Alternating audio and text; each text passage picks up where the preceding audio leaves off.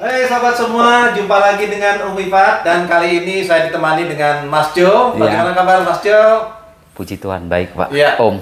Alhamdulillah ya. Oke.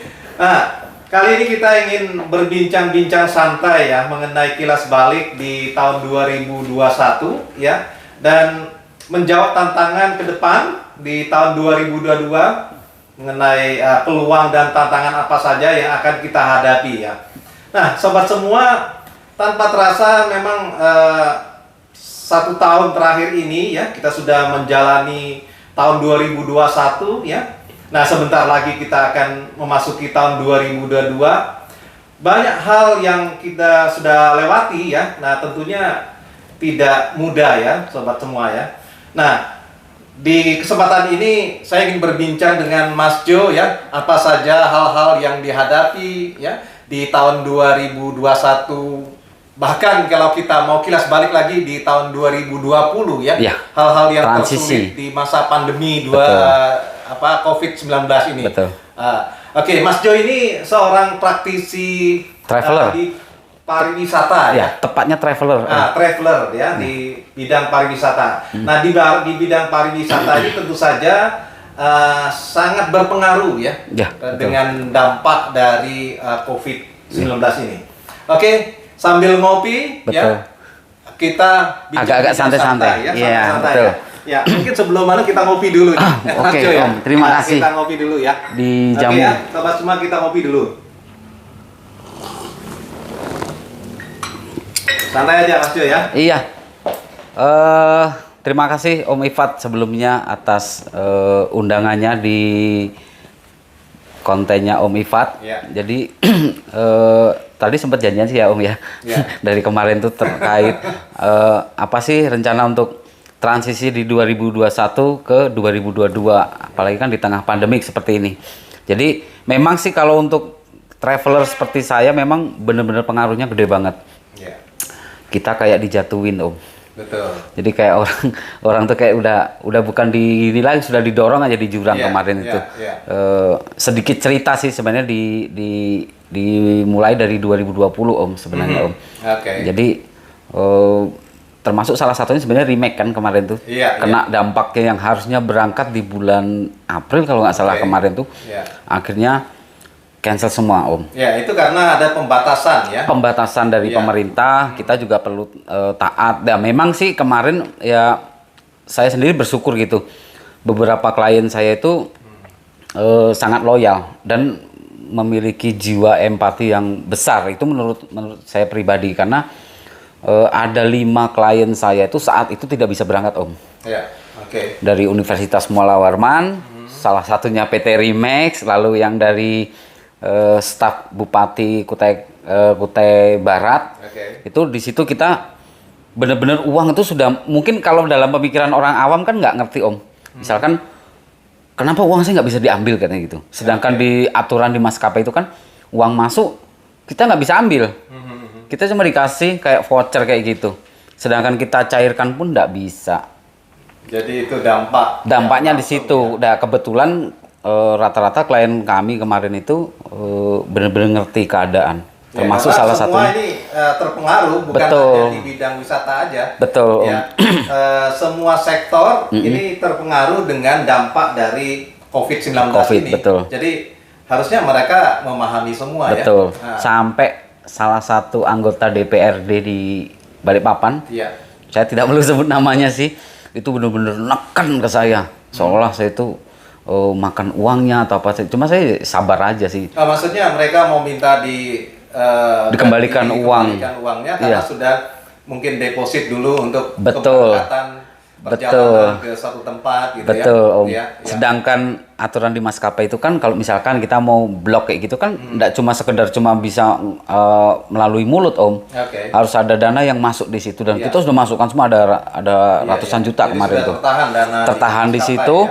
Tapi untungnya kebetulan kan travel kita ini kan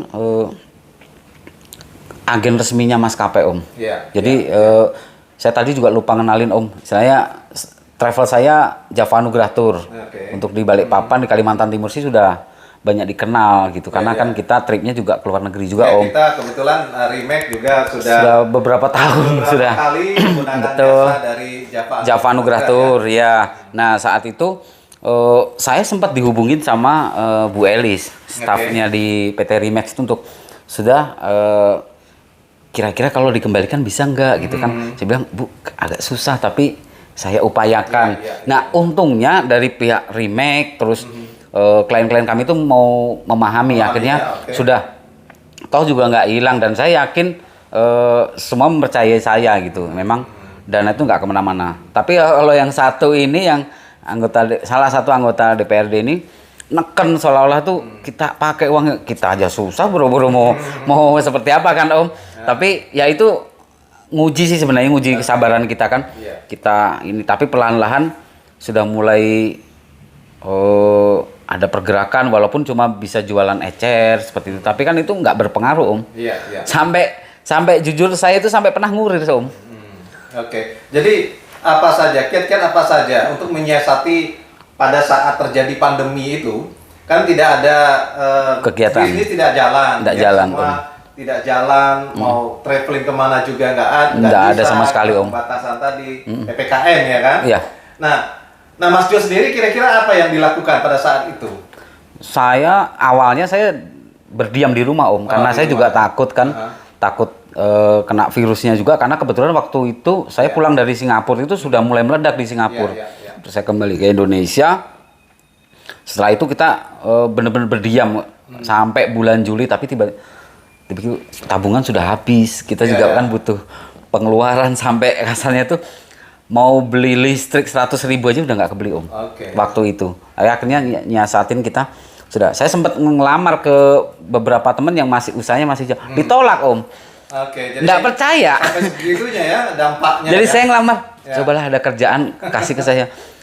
Sudah ini pandemik bukan waktunya bercanda. Itu rata-rata ngomong gitu Om, karena mereka taunya kita sering bawa mobil ke sana, padahal kan kita udah apa yang bisa dilepas kita lepas waktu itu kan. Kita nggak mikirin untuk gengsi atau apapun, sudah lepas semuanya. Tapi ya itu kita ngelamar nggak diterima sama temen, dikira perjalanan, akhirnya sudahlah cari peluang lain, ngurir Om. Jadi memang sektor wisata itu sangat berpengaruh, terdampak sekali. Hancur duluan, pulihnya belakangan. Betul. Itu pariwisata. Tapi kalau dilihat terakhir ini setelah masa pandemi ya, artinya COVID-19 ini sendiri di Indonesia khususnya, ini sudah menurun, trennya sudah menurun, dan beberapa daerah khususnya di Bali dan tempat wisata di Jawa juga sudah mulai terbuka, dan orang-orang sudah mulai kembali untuk beraktivitas, kemudian ingin sudah 2 tahun istilahnya berdiam diri di rumah karena PPKM tadi, ingin berjalan-jalan lagi, kan? Ingin traveling lagi, mungkin ke Bali, ke Jawa dan sebagainya. Nah, kira-kira bagaimana trennya sekarang? Sejak kapan mulai kembali orang melakukan perjalanan ini? Kebetulan waktu itu bulan Maret Om. Bulan Maret tahun 2021. 2021. Itu sudah mulai lagi. Itu maksa sebenarnya Om. Jadi ada salah satu klien kami Universitas Mula Warman. Itu Fakultas Ilmu Keguruan Geografi. Itu memang harus berangkat karena memang sudah tertumpuk Om. Jadi dua angkatan ini tertumpuk. Kakak kelasnya sama adik kelasnya udah tertumpuk dua-duanya. Tapi akhirnya sama saya diskusi dengan dosennya, sudah berangkat tapi dijeda waktu. Itu tujuan kemana itu? Ke Jogja. Ke Jogja. Jadi pada saat itu di Jogja sudah mulai dibuka PPKM-nya. Kayak kuburan Om. Jadi kita kayak satu kita sendiri aja yang tur, tapi kan kita nggak sekedar jalan-jalan. Nggak juga sih Om, karena memang kita dari Jogja itu kita ke Kebumen untuk mempelajari ilmu batu-batuan kan di situ. Memang fungsinya juga ya, apa istilahnya? Memang studi sih Om, awalnya memang itu studi bukan jalan-jalannya sih, tapi waktu itu bener-bener saking imbasnya itu Om, kita datang tuh yang hotel bintang 4 biasanya di kawasan Malioboro, atau yang hotel bintang 2 di kawasan Malioboro yang biasanya 1,5 juta, 2 juta, 300.000 Om. Karena tidak ada pengunjung ya, tidak ada yang datang untuk Sempet ngobrol sama teman-teman juga. ya. Mereka pun juga bilang kita nyari klien udah kayak nyari emas. Oke. Dan gimana mengenai fasilitas yang ditawarkan? Sama sih Om. Sama ya. Sama, cuma harganya aja rate-nya yang diturunkan ya. bener-bener hancur. Lalu bulan Maret bulan April kita juga jalan juga sama seperti itu kan. Setelah itu langsung masuk varian Delta waktu itu. Loss lagi, Remake yang awalnya mau berangkat kan waktu itu kan. Loss lagi, akhirnya sudah tahan dulu, semua tahan dulu. Ya sudah, akhirnya kita tahan. Puji Tuhan bulan November kemarin kita berangkat bawa dari PLN. Itu dari PLN itu berangkat 2 grup, satu ke Bandung, satu ke Bali. Itu pun juga saya bersyukur Om, karena gini, di saat pandemik itu banyak teman-teman sesama pelaku pariwisata tuh benar-benar hancur, sampai ada yang dirawat di rumah sakit jiwa di Samarinda karena memang ngedrop banget kan, mungkin biasa berlimpah uang mungkin kayak diambil sekaligus kan, akhirnya jatuh kan kayak gitu kan. Dan beberapa juga banyak travel besar itu tutup Om sampai sekarang. Sampai segitu ya. Puji Tuhan di Java Nugra masih tetap jalan. Dan terakhir yang setahu saya di bulan Desember. Desember ya. Desember kemarin baru pulang dari Jogja Om. Ya. Itu dibawa Bapak Ibu guru. Artinya kebetulan mulai berangkat. Ya? Betul, walaupun memang belum seperti dulu sih Om. Dulu kan kebetulan kan travel kita kan juga banyak dipercaya klien gitu kan. Misalkan kayak Desember tuh biasanya bisa 5 sampai 6 klien itu berangkat barengan gitu kan. Mungkin Desember ini hanya 1, tapi itu pun sudah puji Tuhan banget gitu, sudah bersyukur gitu kan. Di saat orang lain pun belum bisa jalan gitu itu. Oke, baik Mas Jo. Jadi memang kalau kita kilas balik lagi ya. Jadi refleks ke tahun 2020, 2021 itu sangat sulit sekali ya. Semua sektor ya yang sangat terdampak sekali, yang berimbas sekali itu memang sektor pariwisata. Sebenarnya tidak hanya di sektor wisata saja ya, sektor yang lain pun itu sangat terdampak ya. Nah, sekarang gini Om, mohon maaf saya potong. Kan Remake sendiri kan juga sebenarnya kan juga terdampak kan, otomatis. Nah, menurut saya sih sempat kaget juga sih Om Iva tiba-tiba bikin YouTube kan, jadi YouTuber kan. Nah, itu apakah itu juga salah satu cara menyiasati juga Om, atau memang pengaruhnya besar gitu? Jadi betul ya Mas Jo ya. Saya selain berkantor, kita tetap istilahnya melakukan aktivitas di kantor walaupun WFH ya. Tetapi dengan adanya PPKM, jadi otomatis hampir semua kantor lah, ya, baik di Balikpapan maupun di Jakarta dan di semuanya di Indonesia, saya pikir itu mereka menerapkan WFH ya. Jadi ada WFH secara keseluruhan, ada yang secara bergilir dengan karyawan lainnya. Nah, kebetulan kita pun menerapkan WFH tadi. Betul. Ya. Nah, di rumah istilahnya kalau kita hanya berdiam diri di rumah ya, walaupun tetap bekerja di rumah ya, tapi banyak waktu luang di rumah. Kalau tidak kita isi dengan hal-hal yang positif ya, tentu saja akan sangat membosankan ya. Nah, kita perlu mensiasati ya kiat-kiat untuk bagaimana agar kita tidak merasa bosan di rumah ya, karena nggak bisa kemana-mana ya. Terus terang aja kita waktu itu tidak bisa kemana-mana. Nah, salah satu hal yang saya lakukan aktivitas di rumah itu adalah salah satu untuk membuat channel Dapur Iva. Nah, itu ya kebetulan karena saya hobi memasak. Betul. Ya, saya buatlah ya istilahnya membuat men-share ya, istilahnya berbagi tips cara memasak yang dilakukan. Saya bukan terus terang ya, saya bukan ahli memasak, tapi karena hobi aja ya. Jadi hobi, kita berbagi resep ya. Nah, karena saya sendiri dari Bangka, saya berbagi resep masakan-masakan dari Bangka. Jadi tapi itu Om, ini nggak Om? Ya. Kalau kan kemarin tuh kan untuk yang di kantoran ya, utamanya di kantoran kayak gitu kan kerja masih lancar walaupun WFH mungkin seperti itu. kalau pendapatan berkurang nggak Om? Oh iya, jelas ya. Dari target ya, ini kalau mau dibilang ya, kita ini kan bergerak di sektor pertambangan ya. Betul. Kita mensupport industri pertambangan Iya. ya. Nah, di industri pertambangan sendiri Iya. itu mereka menurunkan untuk produksinya dan pembatasan untuk keluar masuk orang ya. Sehingga tim sales kita, ya orang-orang kita tidak bisa berkunjung ke perusahaan-perusahaan pertambangan, ke perusahaan pertambangan di lokasi ya. Dan kita hanya melakukan lewat online meeting ya itu yang kita lakukan. Nah, tentu saja dari target yang sudah kita tetapkan, terutama di tahun 2020 ya. 2020 yang paling pas parah-parahnya ya, itu. Para awal-awal munculnya COVID ya, pandemik COVID-19 tadi. Nah, dibandingkan dengan tahun 2019, ya drop, penjualan drop. Tetapi kita merasa bersyukur sekali, ya, dropnya tidak terlalu signifikan, ya, tidak terlalu inilah, sehingga yang akan berdampak kepada misalkan pemutusan hubungan kerja dan sebagainya. Dan itu tidak kita lakukan. Nah, itu sih. Ya, nah itu bersyukur. Salah satu kunci juga sih Om, menurut saya itu. Oke, jadi kembali lagi kalau kita lihat ya. Di tahun 2021 ini ya, ini kebetulan di sektor pertambangan sangat terbantu, karena adanya peningkatan harga batu bara. Betul. Ya, dan terus terang harga batu bara itu sendiri ya, itu peningkatannya luar biasa. Ya, yang tadinya di sekitar pertengahan tahun 2020 itu hanya kisarannya di sekitar 50 US dollar per metric ton ya.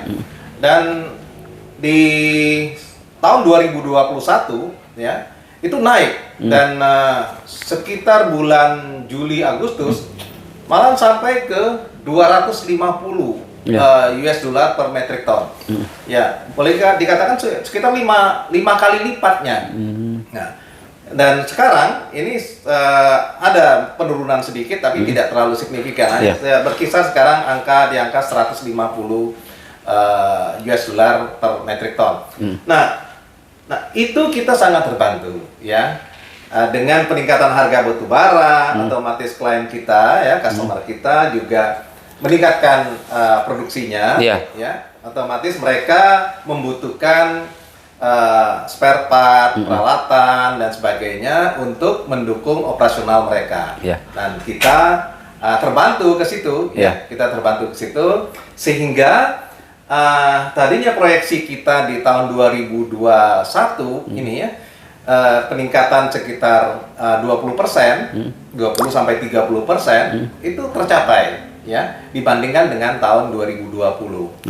Ini sangat bagus sekali Mas Jo. Nah itu kalau saya sih sebenarnya blank sih Om masalah perusahaan-perusahaan tambang kayak gitu, hanya sedikit dari apa namanya berita-berita aja sih, memang mengikuti tapi saya. Kan Mas Jo banyak juga mensupport orang-orang tambang, orang-orang yang menggunakan jasa Mas Jo. Pertamina, kan? Pertamina ya, salah satunya sekolah Pertamina Patra Dharma itu Om. Jadi gini Om, kalau menurut saya pandangan Om Ifat gitu, kalau kedepannya di 2022 seperti apa Om? Memandangnya seperti apa sih gitu? Memang kalau kita lihat ya, kita harus berpikir itu secara positif ya, untuk melihat ke depan itu seperti apa. Nah, segala sesuatu itu kan tergantung dari faktor-faktor di luar kendali kita, ya. Seperti halnya di luar kendali kita ini salah satunya pandemi COVID-19 ini. Ya, tanpa diduga lah itu. Ya, tanpa kita duga. Tanpa diduga. Jika faktor luar, faktor yang kita tidak duga ini seperti COVID-19 atau yang varian Omicron ini tidak menyebar luas di negara kita, Indonesia, otomatis saya pikir pertumbuhan ekonomi kita akan bagus sebenarnya Om. Ya. Bagus. Sektor wisata akan meningkat kembali. Tahu nggak pertumbuhan sektor wisata ini sangat tinggi loh. Betul Om, karena waktu itu sebenarnya sudah optimis sih Om, karena pandemik aja sih hancurnya di situ. Apa kayak dibalik sekaligus seperti itu. Padahal waktu itu langkah-langkah pemerintah itu bagus banget menurut saya gitu. Dan sekarang pun setelah saya mengalami di ujung tahun 2021 ini juga saya melihat ke depan tuh optimis aja sih sekarang.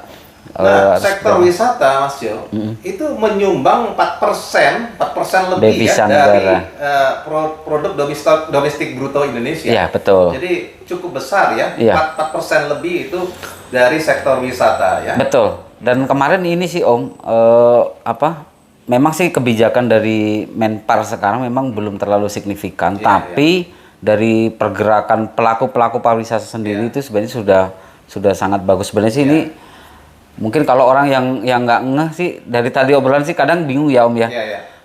Sektor pertambangan dan pariwisata apa hubungannya, padahal ya saling berkaitan sebenarnya karena kan Nah, kebetulan saya sendiri bergerak di sektor pertambangan. pertambangan. Ya. Nah, saya sendiri seorang traveler sebenarnya juga ada sih Om, tapi jujur Om selama pandemik justru banyak mengajarkan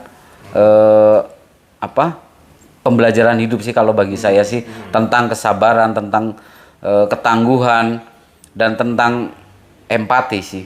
Oke. Itu yang saya alami. Itu hikmah yang saya ambil dari pandemi kemarin, dan harus lebih bisa memanage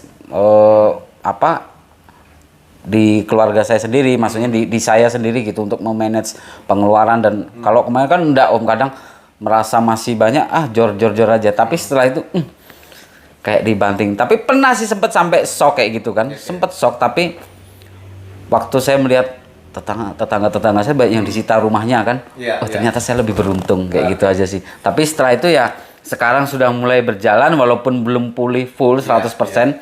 Ya saya sendiri sih juga optimis. Pertama itu, kedua juga saya sebenarnya mau ngucapin terima kasih juga sih Om untuk PT Remax yang bagi saya pertama salah satu klien loyal kami. Terus di awal pandemik juga mau memahami benar-benar kesulitan kami gitu kan, dan ternyata masih dipercaya sampai saat ini. Dan nanti kebetulan Februari Om ya kita jalan lagi. Nanti mungkin bisa ngevlog lagi Om. Jadi sobat semua ya, seperti yang Mas Jo bilang tadi, di setiap kesulitan ya pasti ada hikmahnya. Nah, disitulah ada peluang-peluang, walaupun ada banyak tantangan, tapi kita bisa paling tidak menyikapinya seperti apa ya, untuk mencari jalan keluar yang terbaik ya. Asal jangan banyak mengeluh itu ya Om. Jangan banyak mengeluh. Nggak akan ada ujungnya. Itu bukan penyelesaian. Bukan solusi yang baik. Iya. Tapi yang harus kita lakukan adalah menyiasatinya ya. Satu pemikiran Om ya, kayak Om Ifat bikin konten masak. Saya yang awalnya sebenarnya konten saya yang Java Anugratur itu Om, sebenarnya udah lama Om dibuat. Dulu dicuekin aja. Jadi biarkan gitu aja, paling upload 1-2 kali seperti itu. Tapi begitu pandemik, oh ya ada bagusnya juga sih. Kalau saya sih tujuannya adalah selain karena ingin mengisi waktu ya, karena tidak banyak bisa menyalurkan hobi Om. Menyalurkan hobi ya. Berbagi pengalaman. Mempromosikan karena saya berasal dari Bangka ya. Masakan Bangka. Betul. Dan berbagi istilah berbagi ilmu memasak. Betul. Ya. Nah, kebetulan saya hobi di situ. Itu yang saya lakukan ya. Oke Om, mungkin gitu ya Om ya. Saya pikir gitu, kita sambil ini ya, saya ngopi menikmati dulu kopinya. Saya juga ngucapin terima kasih Om sekali lagi atas kebaikan dan pengertian dari PT Remax yang dipimpin sama Om Ifat. Mudah-mudahan itu menjadi berkah buat kita semua sih Om, untuk istilahnya memang kan waktu pandemi kemarin kan yang dibutuhkan kan sebenarnya empati kan, pada orang yang kita semua. Betul. Dan saya juga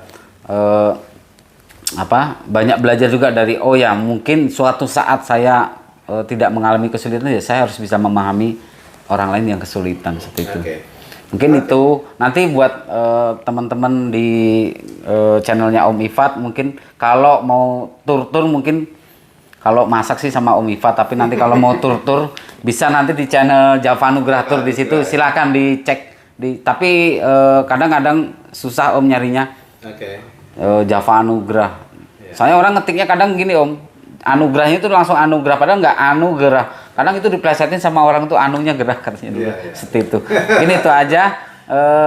Terima kasih Om undangannya sama kopinya sore. Mudah-mudahan Ya. kontennya makin berkembang terus, Oke. semakin bermanfaat bagi banyak Ya. orang, menambah ilmu, apalagi untuk ibu-ibu yang Ya. hobi memasak sih. Ya. Oke, sobat semua. Jadi ini bincang kita ya, saya dengan Mas Jo ya mengenai kilas balik di tahun 2021 dan menjawab tantangan ke depan apa saja peluang-peluang yang akan kita ambil di tahun 2022 yang akan datang. Nah, sobat semua, pada kesempatan ini saya dengan Mas Jo tak lupa ingin mengucapkan selamat Tahun baru 2022 ya. Ya. Semoga di tahun yang akan datang ini akan lebih memberikan kesempatan Kebaikan. yang lebih baik lagi. Ya, untuk kesehatan kita yang semua. baik juga. Sehat-sehat. Ya. Nah, di situ kita bisa mulai beraktivitas dengan biasa Normal lagi, dan kehidupannya lebih kembali meningkat normal. lagi, ya. Ya. Kehidupan lebih normal lagi ya. Yakin aja pasti semuanya akan lebih baik Om, Oke. karena pemerintah juga sudah banyak berbuat juga. Ya, Nggak perlu juga kita banyak menyalahkan pemerintah atau apalah gitu. Ya. Kan semua nggak ada yang mau seperti ini gitu. Ya. Itu aja sih. Oke, sahabat semua, gitu aja obrol-obrolan santai saya dengan Mas Jo. Terima kasih. Oke, selamat sore.